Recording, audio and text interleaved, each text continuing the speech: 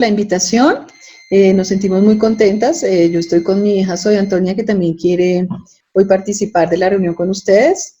Mi nombre es Ruth Quevedo. ¿Tú quieres presentarte un momento? Yo soy Zoe. Bueno, entonces yo participé durante la administración de Bogotá Humana en la estructuración del programa Basura Cero. Lógicamente, esta fue una estructuración que se hizo a varias manos y estuve durante ese tiempo trabajando con la población recicladora de oficio y entendiendo los diferentes componentes que hacen parte de un programa de reciclaje, en este caso para Bogotá. Muchas gracias por la invitación, y Francisco, que allí lo vimos. Sí, bueno. Pues nosotros tenemos aquí como ciertas preguntas. Más o menos primero queremos que nos des como tal, que tú eres experta en este tema del reciclaje, queremos que nos des un contexto acerca de qué es esto y por qué surge el reciclaje, o por qué piensas que surge. Bueno, entonces quiero contarles primero, aunque me gustaría escucharlos, entonces voy a hacer una pequeña introducción de la discusión para empezar a escuchar sus preguntas. Qué pena, y luego podrían, responder por a ellas. favor, apagar sus micrófonos. Francisco, Anastasia, tienes el micrófono prendido. Entonces, el eje de la política de basuras hacia la eliminación de la basura como tal, como la entendemos, y la construcción de un concepto de residuo, que digamos el residuo no es basura, el residuo es un material que se puede aprovechar, o es un material que se puede reincorporar al ciclo de la naturaleza, o es un material con el que se puede hacer algo, es decir, es una materia prima.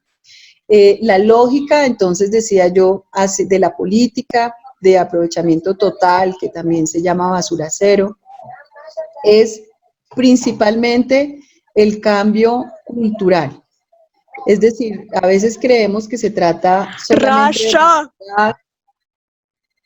o que se trata de dejar de enterrar la basura en el relleno, y eso es importante, pero es más importante, y es la razón fundamental de la política, cambiar la mentalidad de las personas, porque hay una cultura en el mundo en donde pareciera ser que entre más consumimos, entre más desgastamos la naturaleza y entre más desgastamos al ser humano, somos más felices.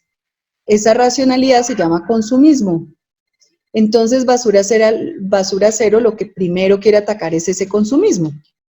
Entonces, por ejemplo, ustedes usan celulares, y los celulares o los computadores tienen un tiempo de vida. Por ejemplo, un celular dura en promedio 2 años, la vida útil. Y una de las, si lo miramos desde la política basura cero, tendríamos que tratar de alargar lo más posible la vida útil de ese celular.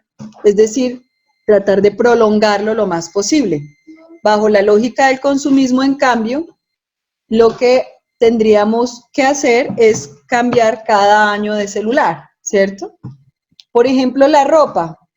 Nosotros usamos ropa y de pronto queremos comprar los tenis de moda, queremos comprar el último juguete, queremos que nuestros papás nos compren el último Xbox, ¿cierto? Y esas decisiones de consumo lo que hacen es que estemos gastando cada vez más y sacando cada vez más rápido la ropa, los Xbox, los tenis, y todas esas decisiones de consumo individuales se vuelven millones de personas que en el mundo están todo el tiempo desgastando la naturaleza. ¿Por qué? Porque esos electrodomésticos, ese celular, por ejemplo, tiene elementos de varios minerales. Entonces hay que estar desgastando, hay unas personas en una mina sacando esos minerales, y está desgastándose esa persona y ese mineral. O por ejemplo la ropa, que es uno de los productos derivados del petróleo. ¿Me sacaste, amor? La ropa, por ejemplo, hace que gastemos más y más petróleo. Muchos de estos bienes, de estos productos, además tienen muchísimo consumo de agua. Toneladas, cantidades, digamos, de litros de agua que es potable se desperdician en la industria por esas decisiones de consumo. Entonces, ese es el primer punto. Y ahí es donde hablamos de reducir. Reducir es la primera R. Nosotros acá en Colombia estamos impulsando... y reciclar. Estamos impulsando las 4 R. Entonces, reducir, que es esto primero de lo que acabo de hablar.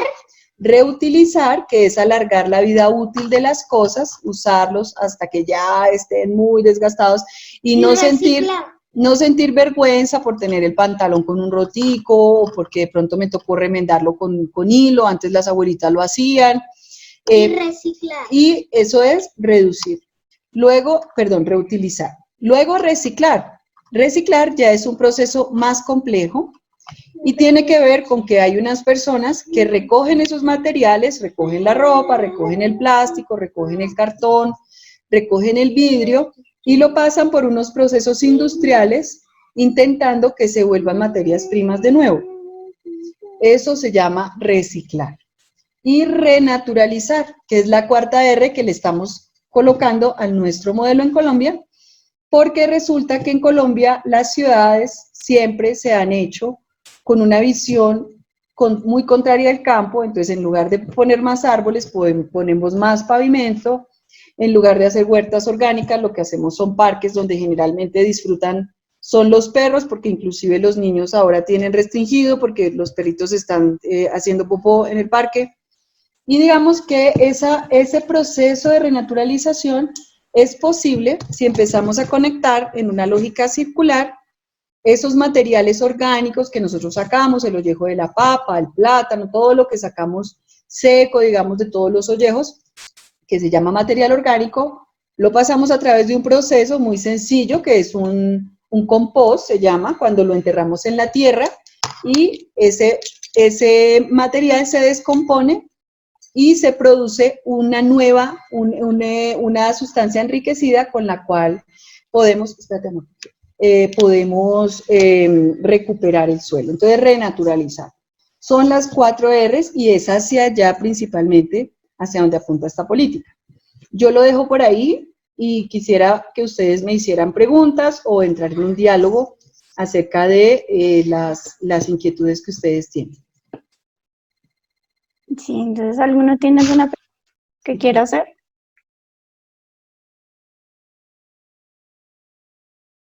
No. Sí, yo tengo una pregunta. Yo quería saber cómo se puede manejar el tema del plástico de un solo uso acá en Colombia, porque pues es una problemática bastante grande. Entonces, no sé, ¿qué nos puedes contar al respecto? Sí, el plástico, digamos, hay una gran variedad de lo que llamaríamos plásticos, que son polímeros. Polímeros de diferentes cualidades, digamos. Este tipo de materiales, son materiales que no se biodegradan, es decir, no se descomponen, no es fácil volverlos a este ciclo digamos, biológico. En el caso de los plásticos, las medidas en el mundo son sobre todo hacer muy caro producir el plástico, o sea, poner impuestos, poner tasas, hacer que los industriales se desmotiven de producir plástico, porque les sale muy caro, y también penalizar su uso. Incluso hay ciudades en las que se está hablando incluso de cárcel para que use plástico, por ese nivel de contaminación tremendo.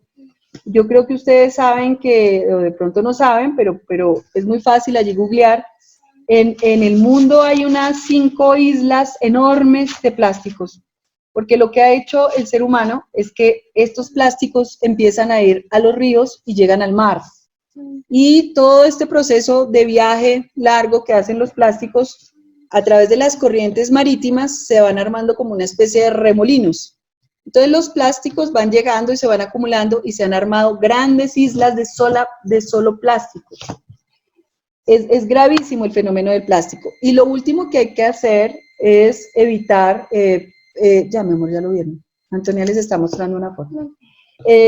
Lo último que hay que hacer es, y es una medida que es muy sencilla de proponer, siempre y cuando haya voluntad de los políticos, que es prohibir el uso de plásticos de un solo uso, los pitillitos, los palillitos, los empaques, todos estos vasijitas, no sé qué, que se hacen con material plástico de icopor, se pueden empezar, digamos, a prohibir. En Colombia, lastimosamente, a pesar de que se sabe las dimensiones del problema, a pesar de que de todo el material que llega y se entierra en el relleno sanitario, el 10%, o sea, una porción de 100 unidades, 10 se están enterrando en el relleno sanitario, son plásticos, y eso no tiene ninguna solución de manejo. Pero lastimosamente, detrás de todas estas políticas también hay actores económicos, por ejemplo, empresas que producen con plástico, que derivan su sustento de ahí, que tienen nóminas de trabajadores vinculados a esa empresa, pues insisten en que este tipo de medidas dejarían sin empleo a estas personas y quebrarían esas empresas. Entonces ahí hay una tensión que se tiene que resolver por la vía de empezar a ofrecer opciones diferentes a este tipo de empresas y también, como digo yo, hacer más caro producir el plástico para que a través de esas medidas los empresarios no se sientan tan estimulados a generar ese tipo de productos. Ya desde el punto de vista de la reutilización, ya hay formas en que estos polímeros se vuelven de nuevo unos granitos de plástico, ¿no? Se vuelven otra vez un material granulado y con ese material se pueden hacer sillas, se pueden hacer barras, se pueden hacer otro tipo se pueden hacer otro tipo de productos. Entonces ya existe, pero en Colombia lo que hace falta es más voluntad política. Listo, listo. Pues ahorita Francisco pidió la palabra para que pues sigas. ¿De qué quieres preguntar, Francisco? Chao. Antonita se retira de la reunión. Hasta luego. Bueno, hola Ruth, hola a todos los que están presentes en este momento, a los que se acabaron de conectar, que te vaya muy bien, Antonita. Bueno, pues la pregunta era, bueno, pues primero agradecerle a Ruth por conectarse, agradecer por la invitación, por la aceptación a la invitación y también preguntar respecto a, porque nosotros vemos el reciclaje como una política, como una acción cotidiana, pero ¿cómo lo podemos crear en una política pública, por ejemplo, desde el gobierno distrital? Francisco, espérame un segundo, Francisco, que tengo que abrir una puerta. Espérate un segundo, por favor. Ok, sí, señora. Mami, se te ve la cola.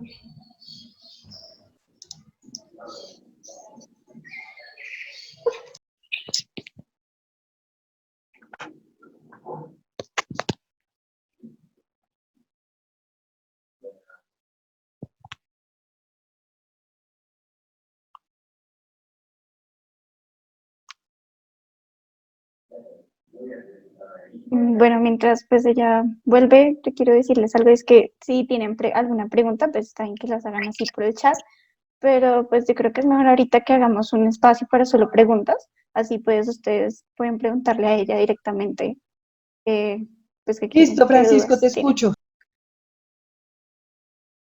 Bueno, continuando más con la pregunta, era de, nosotros vemos el reciclaje como una acción cotidiana, pero como en el gobierno que tú estuviste, hiciste que el reciclaje se viera de una manera más como política pública desde el gobierno distrital.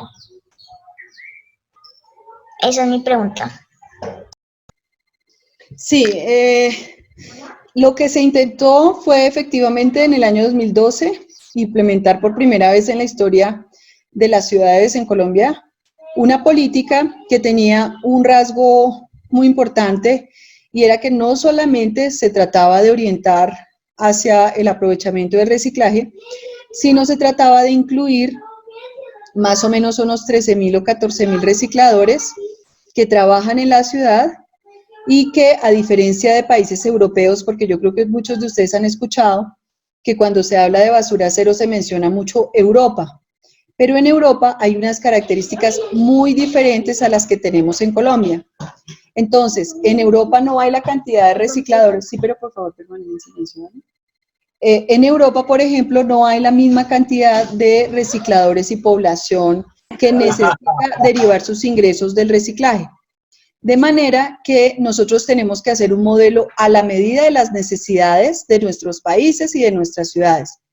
Desde el punto de vista de la política pública, hay un instrumento de política que se llama el Plan Maestro de Gestión de Residuos Sólidos, que es el PEGIR, y el PEMIS, o sea, el Plan Maestro de Gestión de Residuos Sólidos y el Plan de Gestión Integral de Residuos Sólidos. Son en realidad dos instrumentos. El primer instrumento es un instrumento a 12 años que regula el suelo sobre el cual se van a implantar las infraestructuras que necesita el aprovechamiento y el reciclaje. El segundo plan es todo el diseño de la gestión. ¿Quién tiene que operar? ¿A través de qué rutas de reciclaje se debe operar? ¿Cómo se hace la contratación? ¿Cuáles son las formas tarifarias que se implementan, que se aplican para este sistema de reciclaje?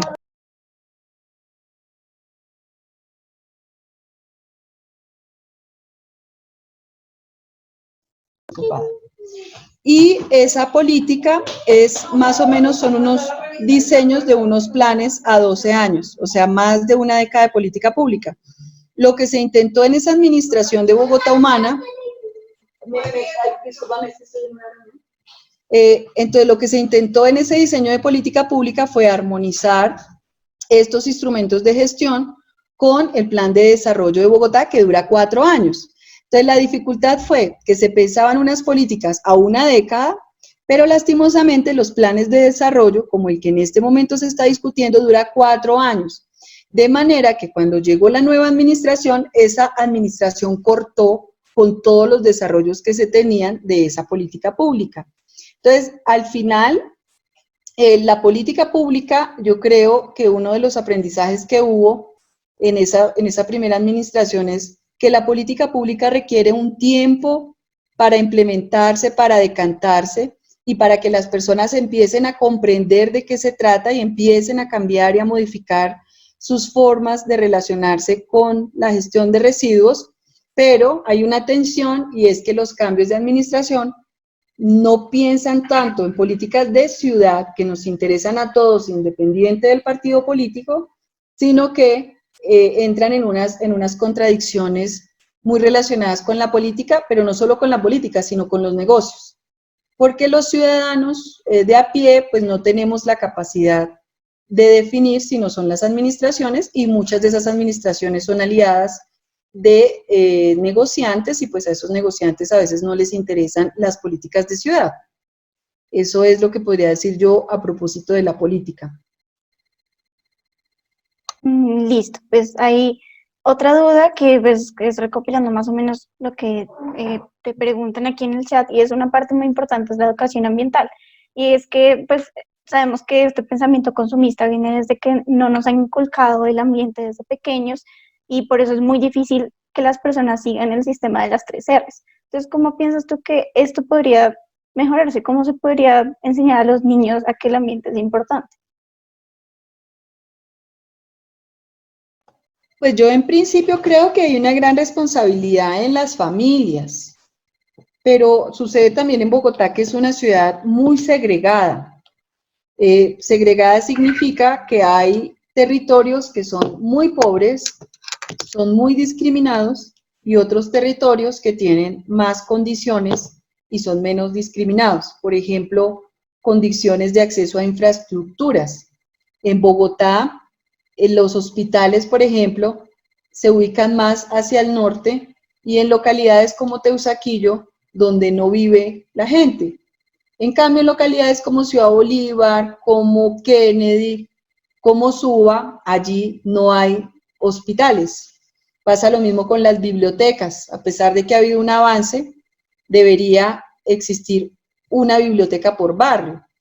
O, por ejemplo, debería haber salones culturales y espacios culturales en todos los barrios. O debería haber también parques y parques, digamos, verdes, ¿no? Hay muchos parques, sobre todo en las zonas del sur de la ciudad, que ni siquiera tienen verde, que son realmente areneras con unas infraestructuras, digamos, pues de mala calidad y en mal estado. Y así en general. Entonces, hay una dificultad muy grande en la ciudad de generar esos procesos de cambio cultural, porque la misma ciudad produce discriminación.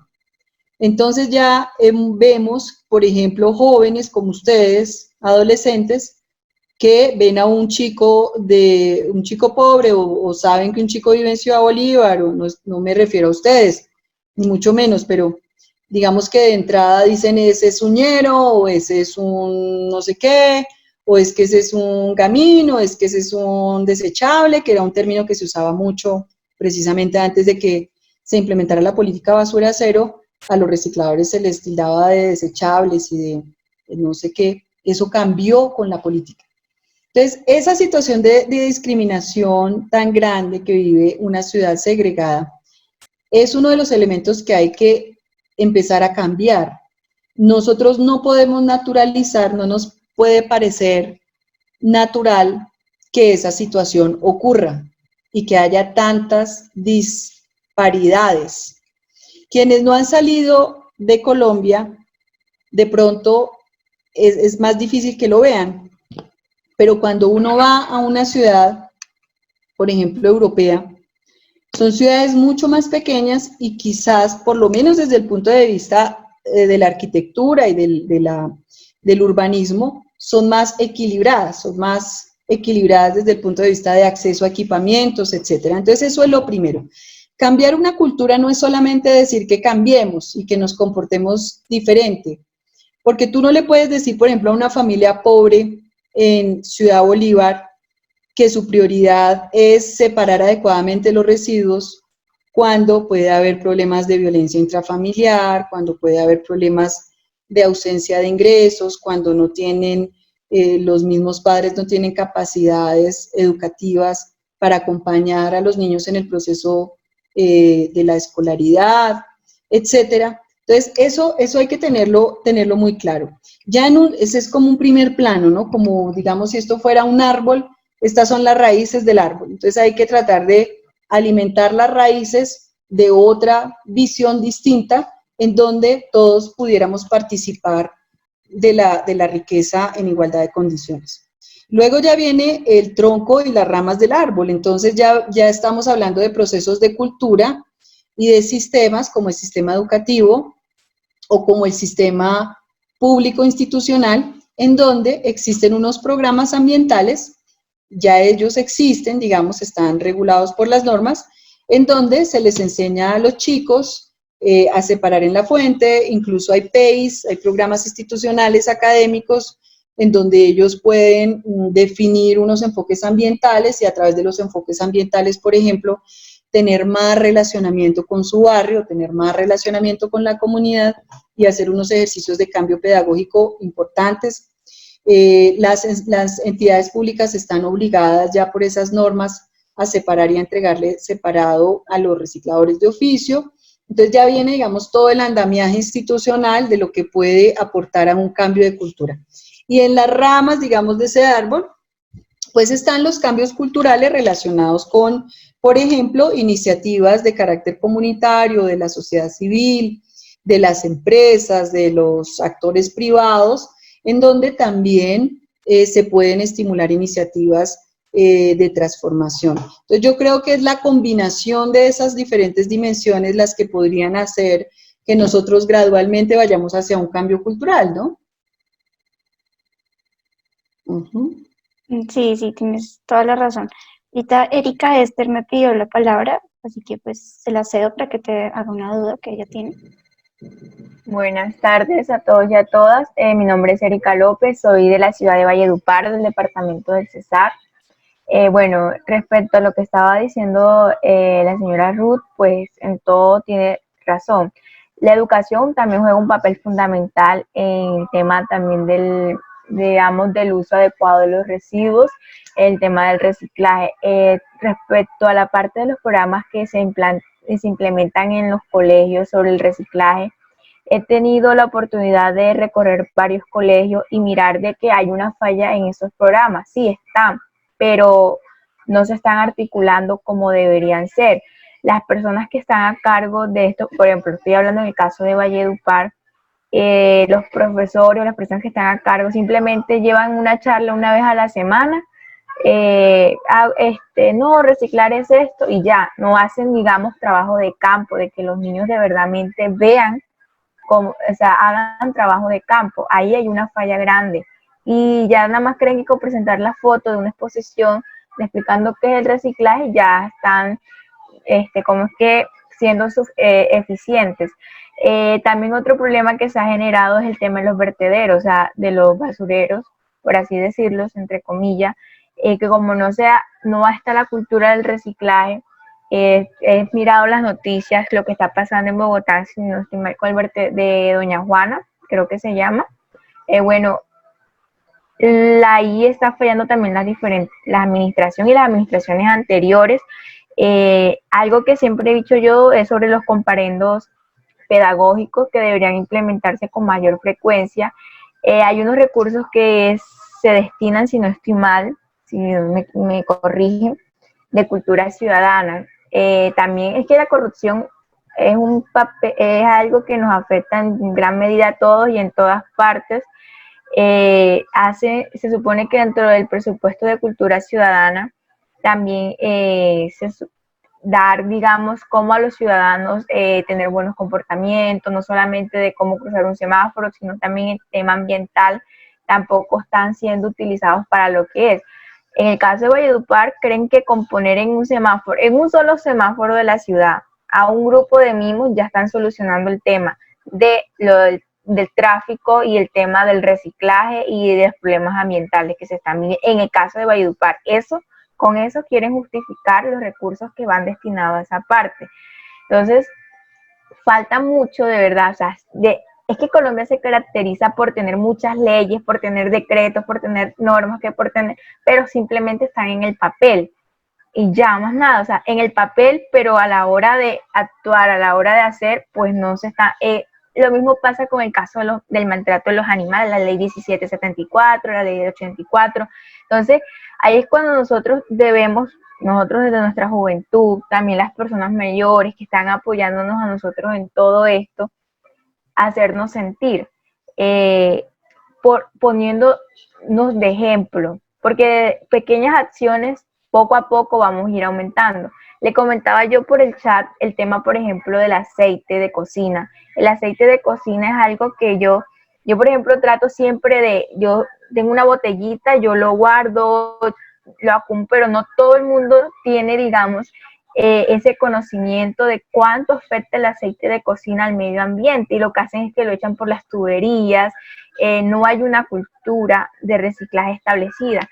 Y si lo hacen, no lo hacen de manera adecuada. Por ejemplo, en el caso del edificio donde yo vivo, ahí se trata de que los vecinos reciclen, se les dice todos los días, mire vecino, y lo que hacen es que tiran el cartón y todo por los ductos. Entonces también la educación es un factor fundamental, y pues toca trabajar o sea, hacer trabajo de campo, crear escuelas de formaciones, ir a los barrios más vulnerables, desde ahí empezar. Y poner ejemplo, porque si ellos nos ven a nosotros con nuestro actuar, pues obviamente cambia. Pero ¿de qué nos sirve a nosotros hablar, dar charlas, decir esto, pero si nuestro actuar no refleja lo que verdaderamente nosotros queremos? Por ahora, digo. Sí, muy de acuerdo. Vanessa, ¿era que estaba hablando? Erika, sí, muy de acuerdo. Yo creo, aquí anoté algunos elementos frente a lo que tú estás planteando. Lo primero es que la mejor pedagogía, y eso lo decía Paulo Freire, un educador popular muy importante, brasilero, La mejor práctica es el ejemplo, la mejor pedagogía es el ejemplo. Es decir, lo que nosotros mostramos y la forma como lo hacemos es el mejor ejercicio para educar, digamos. La pedagogía del ejemplo es sumamente importante. Y en segundo lugar, la práctica. Por ejemplo, tú puedes hacer muchos talleres, pero si ese niño o esa niña o ese joven o esa familia no se enfrenta cotidianamente con la decisión de, bueno, ¿dónde voy a colocar esto? Lo coloco, en el caso de Bogotá, por ejemplo, en la bolsa blanca, que es donde va todo lo limpio y seco, para que ustedes se hagan una idea. Al entregarle al reciclador hay que entregarle limpio y seco. No significa que se va a gastar agua limpia, porque el agua limpia también hay que cuidarla, sino que cuando están lavando la loza con las aguas que están medio sucias, se hace un lavado muy por encima para quitar, por ejemplo, la parte del yogur o, por ejemplo, un poco de la grasa del atún, qué sé yo, de acuerdo a lo que ustedes están colocando, pero lo que se le entrega al reciclador es limpio y seco, no, nada mojado. Por ejemplo, si le están entregando tarros de jabón, si están entregando bolsas de leche, es mejor entregarlo limpio, porque ellos van a tener mucha dificultad para limpiarlo, después de que eso ya se seca en la bolsa, en el empaque, entonces ellos van a preferir volverlo a colocar en la basura, en la que se va para los rellenos sanitarios, porque en Colombia hay más todavía, para los botaderos a cielo abierto, en Colombia todavía hay más botaderos a cielo abierto que rellenos sanitarios. De hecho, Bogotá y tal vez Cali y algo Bucaramanga, pero no hay muchos rellenos sanitarios tampoco, que es como un paso adelante del botadero a cielo abierto, pero en todo caso es una tecnología ya obsoleta. Entonces lo primero es esa pedagogía del ejemplo y la práctica. Lo segundo, tú hablas de por ejemplo, aplicar comparendos ambientales. En Bogotá ya tenemos el comparendo ambiental, se le ponen multas a las personas por impactar sobre el medio ambiente o por no reciclar, y hay una serie de definiciones de cuáles son las acciones que conllevan a la aplicación de un comparendo. Lo que pasa es que no se puede aplicar la acción policiva sin que haya la acción pedagógica. En Bogotá el planteamiento que hubo durante el programa de la Bogotá Humana era que había que hacer pedagogía casa por casa, y en el caso de Bogotá, que tiene 7 millones de habitantes, esa política pública alcanzó a abarcar 5 millones de habitantes con procesos pedagógicos o en el colegio, o en la empresa, o en la casa. Entonces, no se puede aplicar una política de penalización cuando no hay primero la pedagogía y el entendimiento de hacia dónde va la política pública. Pero lo segundo es que no se puede aplicar tampoco esa penalización si no hay un sistema operativo capaz de que cuando tú dejas ese residuo separado, efectivamente haya garantía de que eso se va a ir a una bodega de aprovechamiento, o se va a ir a la industria, o se va a ir a un parque tecnológico de aprovechamiento. Entonces, como los ciudadanos empezaron a observar en Bogotá que nadie recogía el reciclaje, sino que al final esa misma bolsa blanca se iba al carro de basura, pues eso desestimula las decisiones y sería incluso incoherente, inconsistente que la policía aplique comparendos ambientales cuando la política pública no está ofreciendo las condiciones mínimas de operación de ese esquema. En tercer lugar, tú hablabas de los aceites de uso, de los aceites usados. Efectivamente hay unos, cuando uno diseña uno de estas políticas, uno tiene que mirar casi que por tipo de material.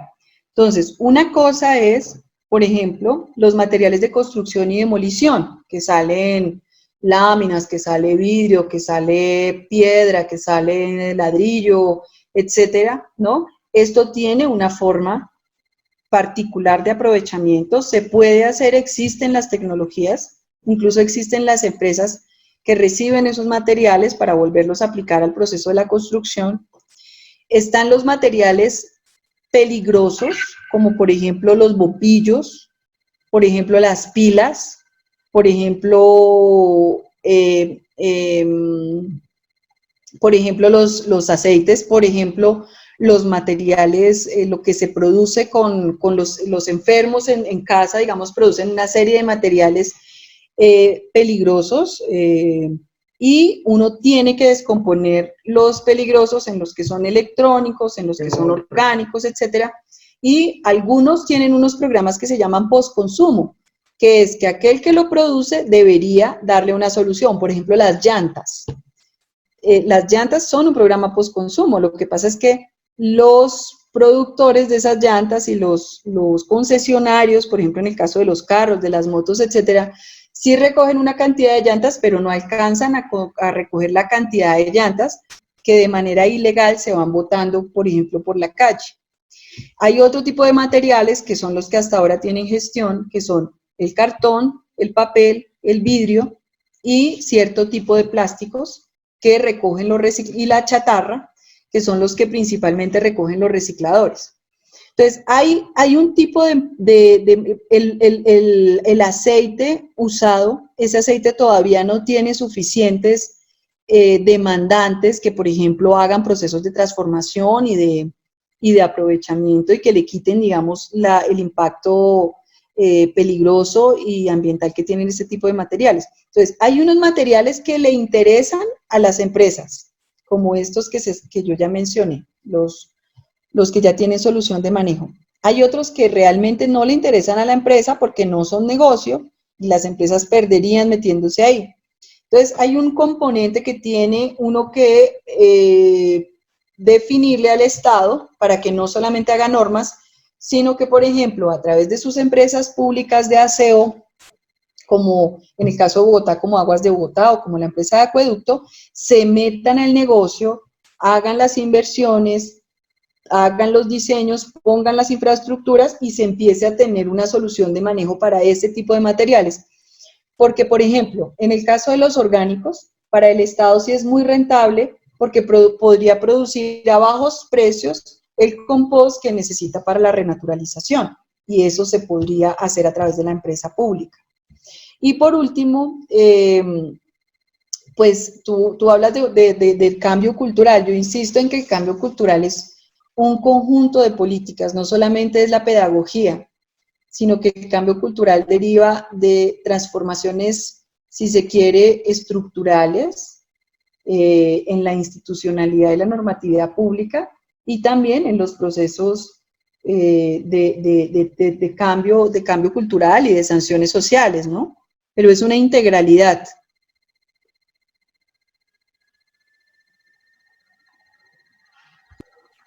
Bueno, listo. Muchísimas gracias. Aquí pues hubo otras dos personas que pidieron la palabra para hablar. Una de ellas es Laura Morales. Así que no sé si quieres hablar, Laura. Listo, muy buenas tardes. Muchísimas gracias por este conversatorio. Sí, quería recalcar un poquito, aunque ya tocamos varias veces el tema, bueno, el tema de política pública y creo que mucha gente también lo ha visto, de empezar a hacer uno el reciclaje en la casa y luego sacar la basura y ver que el mismo camión pasa y le lleva, pues eso como que de verdad desestimula bastante la gente todo lo que se hace, ¿no? Pero también tenemos otro problema y es que hace falta esa redignificación de la labor del reciclador, ¿no? Del recuperador como tal, del recuperador de materias primas. Lo que tú decías también que se hablaba de los desechables o el indigente, el que escarba en la basura, y la gente no le tiene respeto a esa labor como tal. ¿Cómo podríamos pasar a ese punto de tener, como en otros países, como tú lo mencionabas, uno mira en Estados Unidos, en Europa, la labor del reciclador, como ellos están integrados al sistema como tal? No es que, como lo hicieron acá, que es simplemente el derecho a esculcar en la basura de los demás, sino que realmente están integrados al sistema, tienen sus horarios también para recoger en sus camiones, tienen los centros de acopio y su maquinaria para la separación y aprovechamiento de materias primas. Y lo otro que había puesto la pregunta yo más atrás en el chat es, bueno, hemos tenido ya un problema con las 3 R's, ¿cómo podemos pasar a otras R's para que la gente de verdad todavía estamos luchando por esa parte de separar en 3 bolsas? ¿Cómo vamos a hacer para que la gente realmente empiece a integrar esto? Bueno, frente a lo primero, a ver. Y anoto antes de que se me olvide. En cuanto a lo primero, en el caso, es que Colombia tiene unas particularidades muy difíciles para la construcción de política pública. En Colombia, más o menos desde hace una década, en el nivel nacional, se viene hablando de la necesidad de hacer procesos de reciclaje. Pero estos procesos han estado, desde el punto de vista de la política pública, han estado muy mediados, demasiado mediados por intereses económicos. Entonces, no, como digo, no se piensa en la política que nos beneficia a todos, sino que los políticos que pueden hacer la política pública, generalmente quien accede a un cargo en la institucionalidad pública, tiene alguna relación con el poder político, generalmente. Se habla mucho de una tecnocracia, ¿no? De aquellos técnicos que son apolíticos y que van y se sientan allá. Pero si ustedes se ponen a mirar la hoja de vida de todas las personas que participan, o tienen que ver con un político, o han participado en una campaña, o no sé qué, porque doctores y economistas y ingenieros y etcétera, hay una cantidad, ¿cierto? Pero los que llegan a ser ministros o los que llegan a ser secretarios de despacho, generalmente tienen una relación política. Esa situación nos ha generado que las políticas públicas no tengan no se trata de que sean apolíticas, se trata de que tengan cierta independencia y que tengan un enfoque más hacia cumplir con los propósitos de la política pública. Entonces, en estos casos, por ejemplo, si tú hablas de la superación del relleno sanitario, doña Juana, en el caso de Bogotá, hay quienes están pensando más es en el negocio de la licitación que se va a abrir con esa política que propiamente dicho en resolver el problema que es superar la disposición final o el enterramiento. Ese es un primer aspecto que es clave tenerlo en cuenta. El segundo aspecto que hace, digamos, difícil implementar estas políticas, y es que en Colombia, detrás de los recicladores hay un problema de segregación y hay un problema de pobreza extrema. Los recicladores, muchos de ellos, tenían ingresos por debajo de la línea de miseria, o sea, eran personas, hola Charlie, eran personas, digamos, demasiado pobres, ¿cierto? Las cuales debieron poner una tutela ante la Corte Constitucional y a través de esa tutela, que fue en el año 2003, la Corte dijo, ellos vienen haciendo un trabajo, es un trabajo no remunerado porque ustedes no le están pagando tarifa por el trabajo que ellos hacen de recoger y transportar estos residuos, y resulta que en el Estado, en Colombia, ese mismo trabajo sí se le reconoce a grandes operadores de capital, y ellos se ganan ese derecho, es a través de una intensa pelea por parte de las organizaciones de recicladores que tenían más organización. Entonces, esa combinación de factores hace que sea muy difícil que las políticas públicas se implementen. Como digo, no se trata de que las políticas públicas sean apolíticas, porque detrás de toda política pública hay intereses. Se trata de que hay gran énfasis en el negocio detrás de las políticas. Entonces, cuando uno habla de incluir a la población recicladora de oficio, por ejemplo, en el caso de Bogotá, tuvo que haber una combinación de varias cosas. Primero, una sentencia constitucional, que ya la mencioné, fue en el 2003.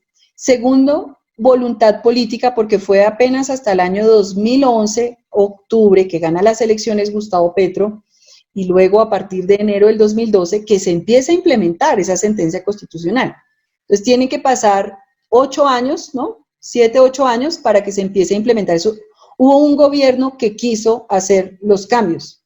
Y tercero, a mí me parece que hubo también una aceptación quizás de la ciudadanía en Bogotá de un programa que parecía interesante, que parecía un programa que era conveniente, digamos, para todos y para todas, y todos esos imaginarios del desechable, del lumpen, del de la calle, no sé qué, empezaron a cambiar.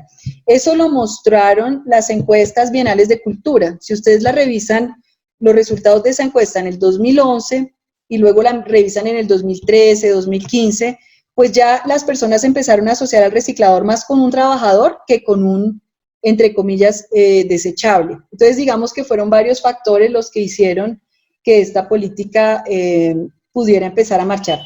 La política existe hoy día. De hecho, después de todo lo que pasó con Petro, que dio el primer paso, el nivel nacional empezó a ajustar la normativa para que esta política pudiera implantarse en todo el país y hoy día existe la norma para que se implante en todo el país.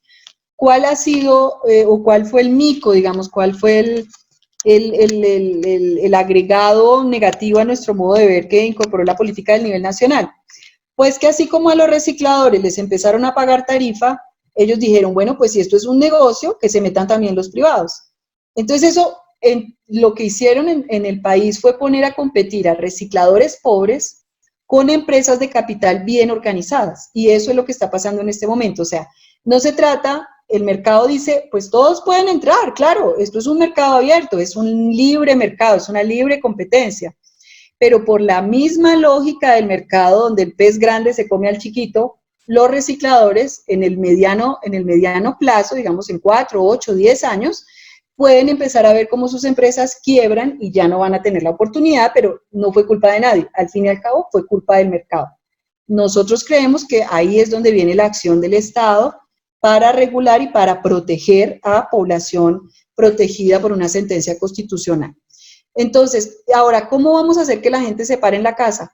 Pues tú bien dices, la clave, creo yo, y es, mientras no estén adaptados los sistemas operativos, que es aquel sistema de cuál es la ruta, cuál es el horario, yo a quién es que le tengo que entregar qué, cuándo me pasa el reciclador, cuándo me pasa el otro, cuándo me pasa el orgánico, cuándo me pasa el de los materiales peligrosos. Yo tengo en mi barrio, por ejemplo, yo ya sé dónde pongo el aceite usado, sé dónde, si saco un colchón, sé dónde puedo poner el colchón, etcétera. Entonces, digamos que ese sistema de demanda de esos materiales es muy importante estructurarlo, porque si no la ciudadanía hace un ejercicio que ellos van a juzgar como innecesario o como inútil si no tienen la posibilidad de garantizar que sus residuos efectivamente quedan bien dispuestos. Y para finalizar, un tema que no se ha colocado, la idea es que la disposición final, que no es más que enterrar la basura, se acabe, que podamos superar esa tecnología y empecemos a hacer que el 100% de los procesos sean de aprovechamiento de manera tal que esa partícula de disposición final sea cada vez más pequeña. Y a eso es a lo que le llamamos cero. El cero está ahí, o sea, basura cero es un número, porque, por ejemplo, en este momento tenemos el 90% de producción de basura que se va a enterrar. Tenemos que irla bajando, bajando, bajando hasta que quede cero. Entonces, eso es basura cero.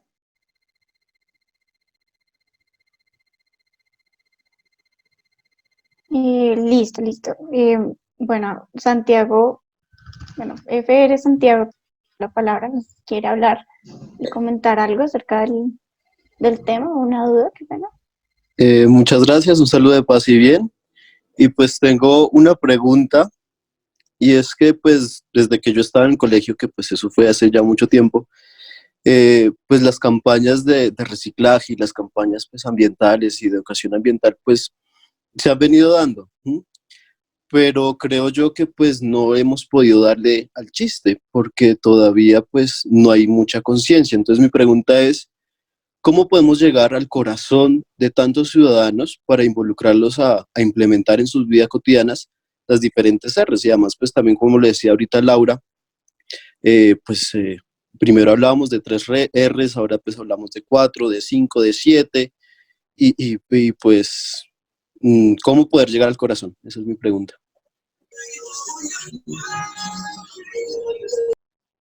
Sí, pues mira, yo soy de la idea, no en todos los casos, pero en este caso en particular, que la conciencia no deviene del pensamiento. O sea, la conciencia de la separación no deviene de que yo juzgue moralmente que es bueno o que es malo. Aunque obviamente hay personas más críticas, hay personas más conscientes, etcétera.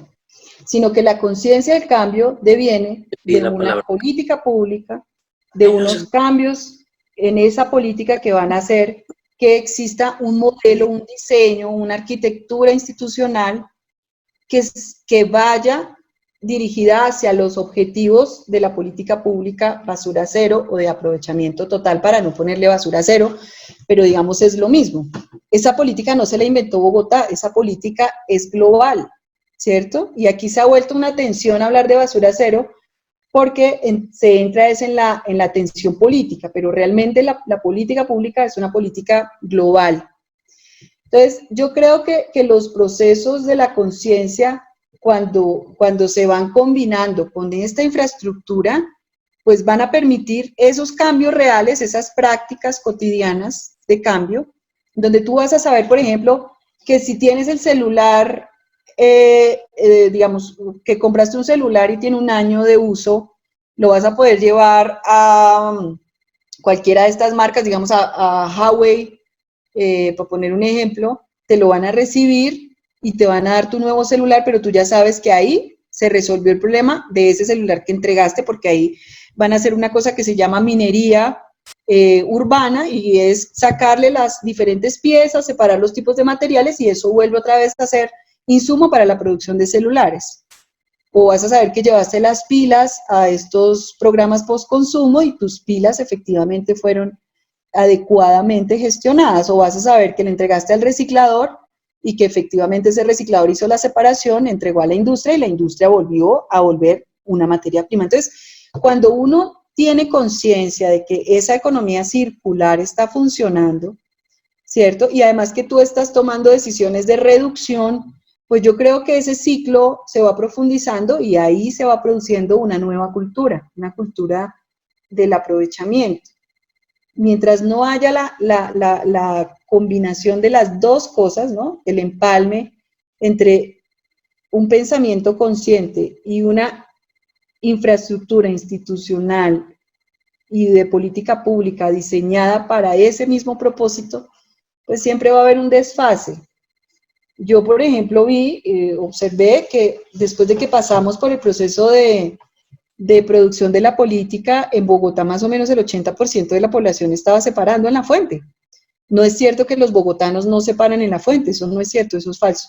Todos los estudios indicaron que los bogotanos sí separaron en la fuente. De hecho, el último año de esa administración de Bogotá Humana ha sido la menor cantidad de residuos que en la última década han llegado al relleno sanitario. O sea, Bogotá sí redujo en el corto plazo la cantidad de basuras. Pero cuando hay el salto de administración, todos esos esfuerzos se pierden. Por ejemplo, se llevaba el indicador de aprovechamiento y sabíamos que en Bogotá se estaba aprovechando cerca del 15% del material aprovechable. Hoy día ni siquiera tenemos el dato. Entonces, hubo un reversazo brutal sobre la política pública, pero los bogotanos sí han adquirido esa conciencia. Yo creo que si tú le preguntas a manera de ejercicio, si ustedes le preguntan a sus familiares o a los lugares donde van si la gente está separando, seguramente te van a decir que sí. Todos los estratos, inclusive. Los más pobres aprovechan hoy día más el orgánico, que es lo que más producen. Y los más ricos sacan más material seco adecuadamente separado. Entonces, sí hay cambios. No, de pronto no los vemos porque no se subrayan tanto, pero los cambios se están dando. Es cuestión de seguir en la política y seguirla profundizando. ¿Qué creo yo? Que al fin y al cabo la política, si queda también en la ciudadanía como un patrimonio de la ciudadanía, esa ciudadanía va a empezar a demandar la política y a insistir en que esa política se debe realizar. Creo yo que ahí ya hay una expresión de cambio cultural, cuando el ciudadano mismo es el que empieza a demandar ese tipo de políticas. Y en este momento no estamos de todas maneras en el mismo lugar que estábamos en el año 2010, por ejemplo. Perfecto. Bueno, hay otra serie de preguntas, personas que pues levantaron la mano. Está Erika López y Andrés Cherry. No sé si Erika quiere hablar o le cedo el turno a Andrés. Buenas, nuevamente. Algo cortico, referente a que ya hay, varios tocaron el punto sobre los recicladores, de que no se valora el trabajo que hacen diariamente ellos. He sido testigo aquí en Valledupar, ya que no les he comentado, pero yo hago parte de Revolución de Vida, que es una fundación conformada por jóvenes universitarios.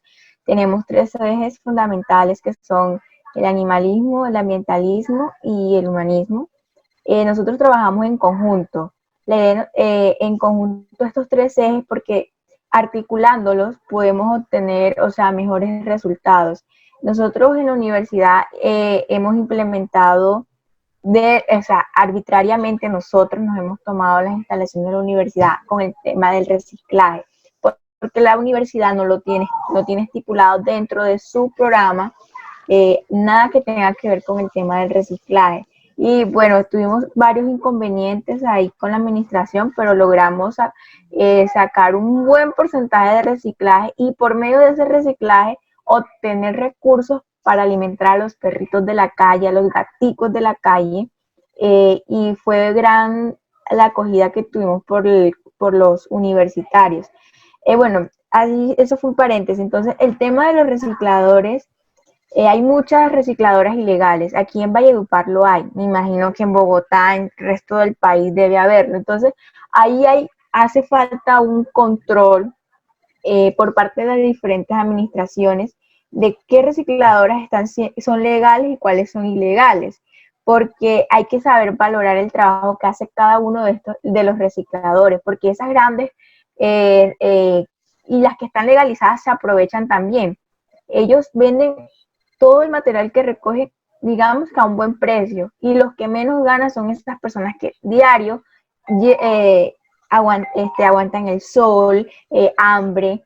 O sea, debemos de hacer algo de que verdaderamente se regule. Yo acá en Valledupar, con un grupo de amigos, nos hemos sentado a elaborar un proyecto, todavía lo estamos ahí trabajando, que consiste en eso, de cómo organizar las rutas. Pues Valledupar tiene una ventaja que es una ciudad mucho más pequeña que Bogotá, y pues entre comillas sería más fácil implementarlo.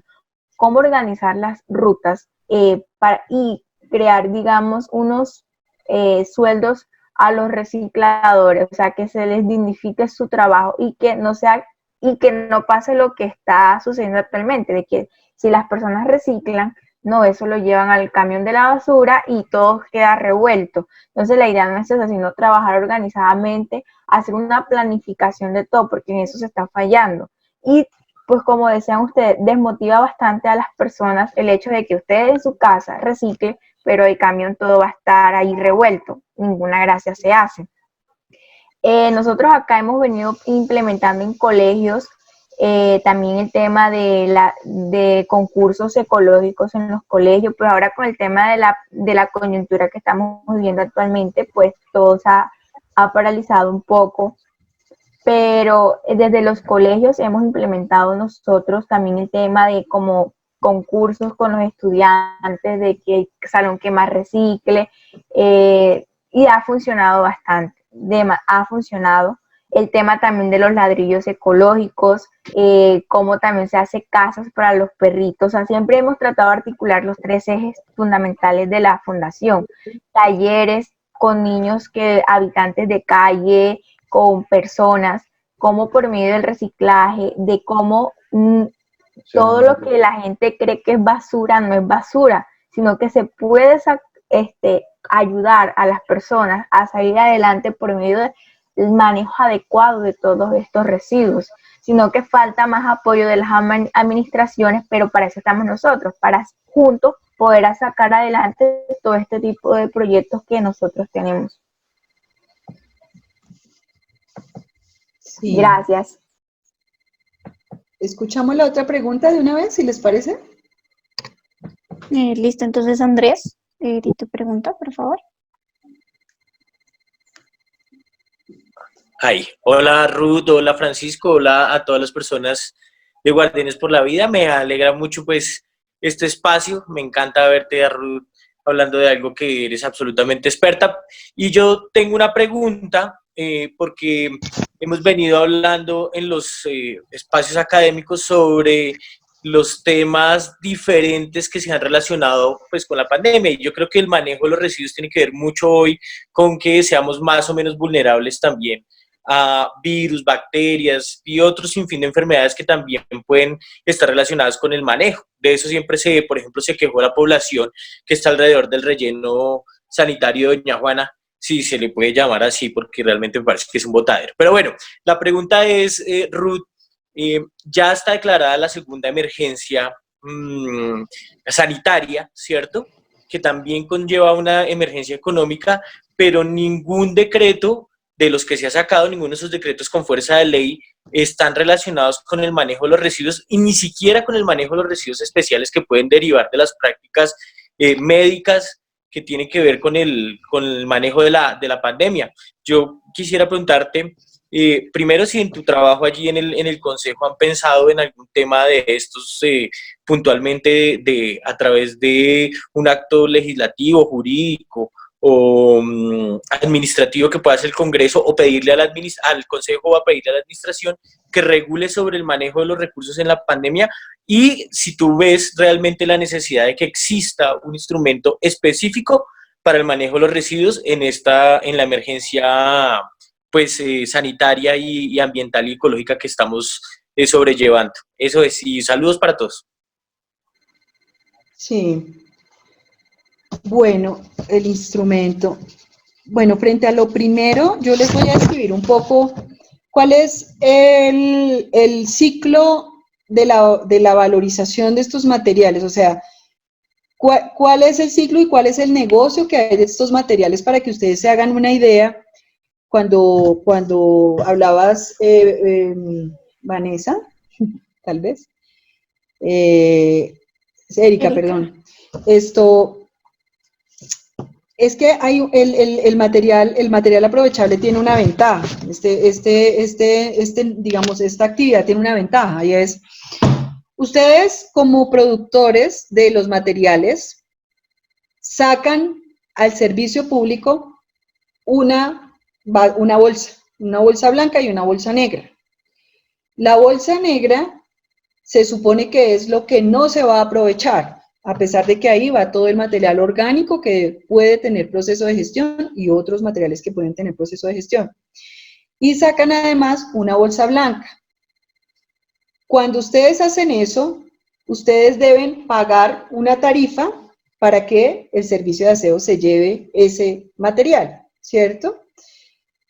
Por el lado de la bolsa negra se hacen generalmente unos grandes contratos de mucho dinero en donde los operadores no tienen ningún incentivo para hacer nada con ese material diferente a enterrarlo.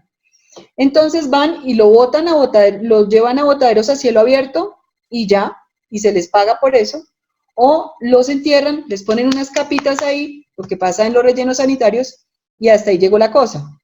En el caso de Bogotá van un poquito más allá y lo pasan, algunos de estos materiales, digamos, producen biogás, o sea, ese material revuelto allá en el fondo, hacen dos tubitos. Por un tubito sale el gas y se va a una planta de biogás, y por el otro tubito sale el líquido que se llama lixiviado, y se va a una planta de aprovechamiento del lixiviado. Después de que pasa eso, lo botan a la cuenca del río Tunjuelo. Eso, por ejemplo, no se debería hacer, pero bueno, en fin, no estoy en ese tema ambiental, sino en el tema económico. Y a ese señor le pagan, ¿con qué le pagan? Con la tarifa que el usuario pagó, ¿cierto? Pero por el lado del aprovechamiento, ese material tiene un proceso un poco más complejo. Tiene que llegar a una bodega que, si es de los recicladores, porque también puede ser una bodega privada de gente que no sea reciclador, ya expliqué por qué. Entonces, si llega a esa bodega, ahí tiene unos procesos de separación. Separan el plástico del papel, del cartón, etcétera, del vidrio, y con cada uno de esos materiales hacen unos procesos específicos para darle valor a ese material. ¿Por qué le dan valor? Porque luego de que lo recogieron, a ellos les pagaron por recogerlo y por transportarlo hasta la bodega. A partir de ahí, cuando lo transforman, lo pueden vender a la industria a un mejor precio que si lo entregaran sin haberle aplicado ese beneficio. Y entonces, cuando lo venden, reciben otro ingreso, que es el ingreso por la comercialización del material. Entonces, si bien es un poquito más caro hacer ese proceso, tiene doble ingreso, el ingreso de la tarifa y el ingreso de la venta del material. Ahí es donde decimos que esto también es un negocio. O sea, no solamente resuelve el problema del servicio de aseo, sino que resuelve el problema de ingresos a los recicladores, y algunas comunidades también han entrado ahí. ¿Ok? pero hoy día en Colombia solo se le paga tarifa a los que son recicladores, tanto pobres en la miseria como, como gente que, digamos, tiene la capacidad. Entonces, esos materiales a veces no llegan a las bodegas de los recicladores, sino que llegan a bodegas privadas. Y ahí es donde viene lo que decía Erika. Como ese reciclador lo que hizo fue entregarle a una bodega privada y ese reciclador no está asociado a esa unidad productiva que es lo que sucedió entre que salió el material de la casa y llegó a una bodega, que es una organización de recicladores, generalmente la que maneja ese circuito. Entonces ese reciclador le entregó a una bodega, tiene el ingreso porque le dan al detal, o sea, el ingreso de los 2.000 pesitos, los 1.000 pesitos, porque entregó un material, pero ese reciclador no va a tener el ingreso tarifario, ¿cierto? Que son muchos recicladores que deambulan por las calles y no tiene ese ingreso. Entonces, digamos que el modelo de inclusión implica que los recicladores entren en una lógica de organización, de una organización económica. ¿Para qué? Para que suceda que ese reciclador está aliado a la organización y va a tener los beneficios que tenga la organización. Suceden dos cosas. Una, que las bodegas pueden ser privadas, no de recicladores, y los que hacen el beneficio, la transformación de los materiales, por lo cual tienen ingresos superiores a los de la compra del material, son privados, ya dije, son recicladores. Y por otro lado, a veces pasa también que los recicladores que apenas están entrando a organizar sus empresas, a, digamos, tener unas condiciones de vida un poco diferentes, pues siguen viendo a sus mismos compañeros de la calle como en segundo plano y entonces se concentran más en aquellos recicladores organizados y digamos que también hay una especie de concentración. ¿Por qué hablo de esto? Porque detrás de este modelo tiene que haber regulación de lo público, porque eso es lo que pasa en un mercado común. En un mercado común gana o el más inteligente, o el que tenga más capital, o el que tenga más capacidades, o el que tenga más relaciones, etcétera. Pero si queremos que uno de los propósitos de este negocio sea que tengan más ingresos, más recicladores y se distribuyan esas rentas, tenemos que regularlo, tenemos que regular la forma como se organiza ese modelo. Y lastimosamente en Bogotá esa regulación pues definitivamente se perdió.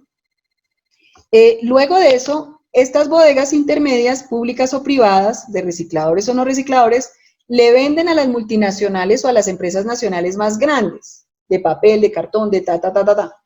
A esas empresas más grandes lo que les conviene es tener más bajos precios. Y el más bajo precio solamente se logra cuando baja el precio de la mano de obra. Y la mano de obra es el reciclador.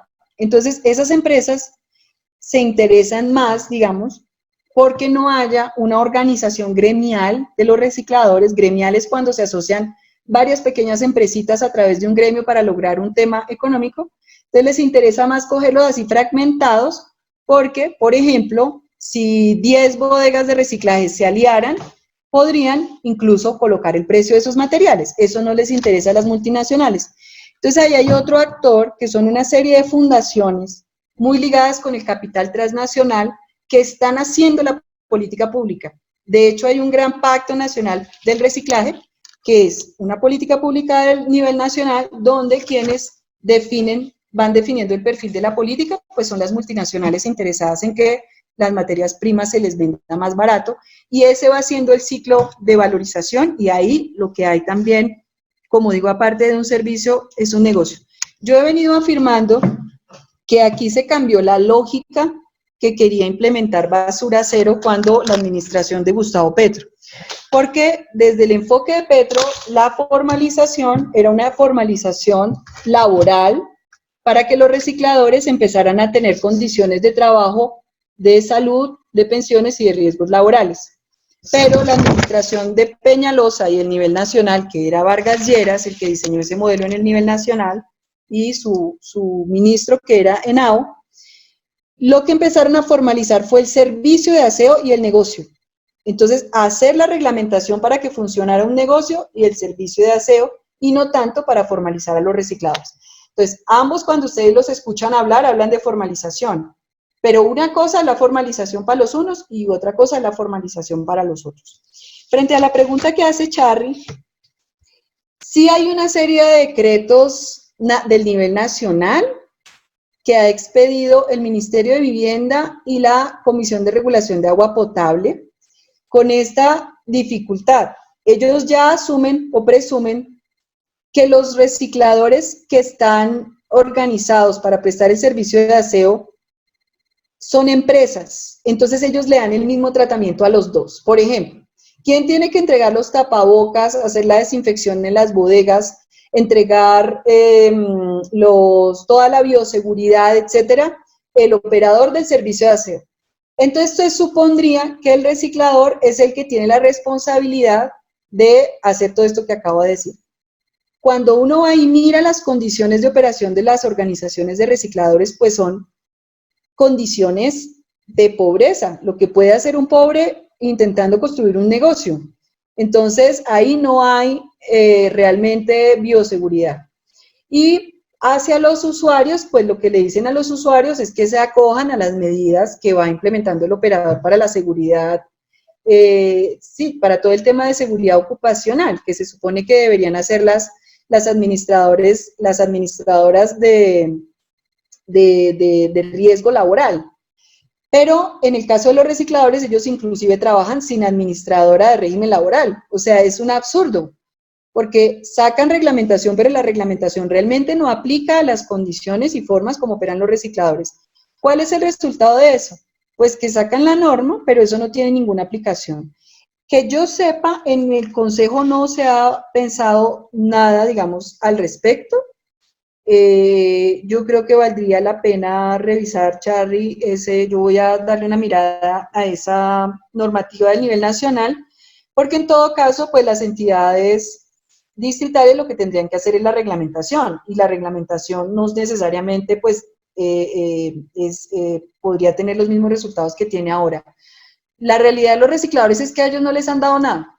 O sea, aparte de seguirles pagando la tarifa, no les han dado nada de bioseguridad, la gente sigue sacando de cualquier manera, y pues eso es muy difícil de controlar, porque al fin y al cabo, pues también depende mucho de la conciencia que tenga el usuario de entregar. Pero por lo menos si ellos tuvieran los instrumentos de protección personal, uno podría aminorar el impacto. Hasta ahora que yo conozca en Bogotá de recicladores, ningún caso de COVID, hasta ahora. No sé por qué razón tampoco, o si son casos de subregistro, ¿no? Pero lo voy a tener, voy a echarle una miradita a ver desde el Consejo que se puede reglamentar, o desde la UAS también, ¿no? Claro. Pues voy a hacer una interpelación pequeñita, si me permiten. Lo que dices, Ruth, es bastante preocupante, más que también esta semana se ha suscitado una discusión bastante álgida, que lo ha dicho la alcaldesa Claudia López y también lo ha dicho otros sectores políticos, lo dijo en una intervención en su Twitter el senador Petro, que finalmente la dinámica de dispersión que se ha hecho del contagio es desde los sectores que tienen más recursos, lastimosamente es así, hacia los sectores que tienen menos recursos, y eso además agrava puntualmente la situación médica, porque las personas que no tienen acceso a una medicina real, ¿sí? A un servicio de una EPS con recursos, pues finalmente van a tener que sufrir todos este tipo de consecuencias que deja y trae el COVID, ¿no, Ruth? Muchas gracias por la respuesta, Ruth. Sí, de acuerdo, de acuerdo. Listo, pues primero que todo les quiero decir muchísimas gracias por estar aquí, por pues participar y preguntar, y también a Ruth, que por supuesto fue la exponente de este tema. Ya vamos a pasar a la parte de cierre, a la parte de conclusiones. No sé si alguno quiere tener como su última intervención antes de que demos las conclusiones.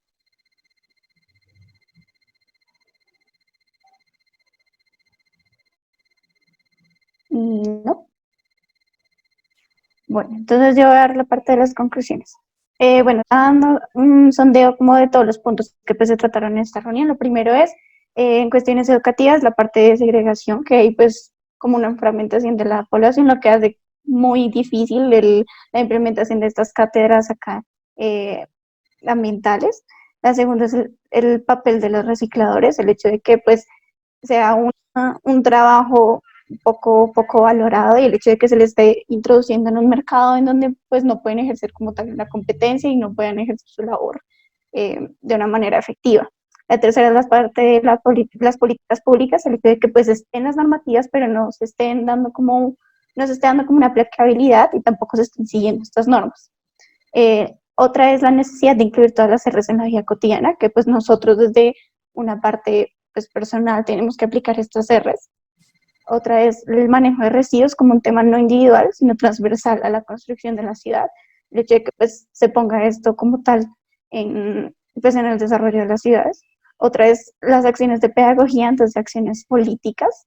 Digamos que pues es importante que nosotros estemos dando la pedagogía a la población para que pues puedan saber cómo pues ayudar al ambiente. Y bueno, ya esas serían todas las conclusiones, son de la reunión de hoy. Ya pues va a ser el cierre. Así que te cedo la palabra, Francisco.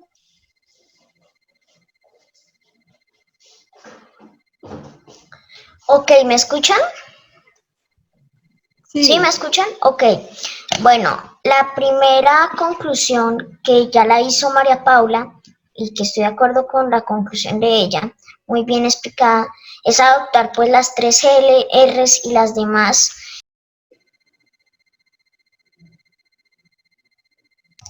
Perdón, que se me silenció. Bueno, es adoptar las 3 R's y demás desde la vida cotidiana, como una acción cotidiana desde la casa. Una que pues a mí me pareció, que lo hablaba Ruth, es ver el reciclaje de una manera transversal como una apropiación del territorio. En Bogotá, por ejemplo, pensamos y vemos cómo las personas que reciclan viven al sur y no tienen las condiciones necesarias para preocuparse por el reciclaje, no es, digamos, una acción priorizada, ya que no tienen beneficios comunes como lo son los hospitales, las bibliotecas. Entonces, por otra parte, es una conclusión a la cual pues se tiene que hacer una transición a que las personas puedan tener el acceso a esos diferentes servicios, como lo es el sistema de la salud, el sistema educativo, para que vean la acción cotidiana del reciclaje como una acción normal y no como un privilegio que lo pueden hacer otras personas, ya que ellos, pues las personas que reciclan están preocupadas es por entrar a esos sistemas de la salud, de la educación. Eso como una parte muy importante. Y por otra parte, muy importante que vi que era muy necesario, era demostrar el reciclaje de una manera pedagógica hacia las personas, también hacia las políticas públicas, como lo decía María Paula, perdónenme, y digamos, esa es mi conclusión ya más a fondo, si me autorizan para explicarla y para que pues no me extienda tanto. ¿Están de acuerdo? Sí. Dale. Bueno, pues es pedirle por una parte desde el reciclaje a los gobiernos que gobiernen para la vida pues integralmente, como siempre lo hemos pedido, ya que pues como les contaba anteriormente, las personas para transversal esa apropiación del territorio con el reciclaje, pues se necesita que las personas que reciclan o las poblaciones más vulnerables tengan el acceso a beneficios comunes, como lo había dicho, y era eso. Muchísimas gracias. Yo quisiera ahí decir algo, y es que yo empecé por aquí y voy a volver aquí porque me parece que es una idea central. Basura cero o aprovechamiento total no es un tema, su objetivo principal ni siquiera es cómo administrar mejor la basura, para ponerlo en términos muy sencillos. El objetivo central de Basura Cero es afectar el consumo irresponsable que desgasta tanto a los seres humanos como a la naturaleza. ¿Por qué? A la naturaleza por la extracción de minerales, producción de petróleo, etcétera, etcétera, materiales contaminantes, etcétera, impacto sobre los mares, impacto sobre los ríos, impacto sobre las especies, etcétera, etcétera, etcétera.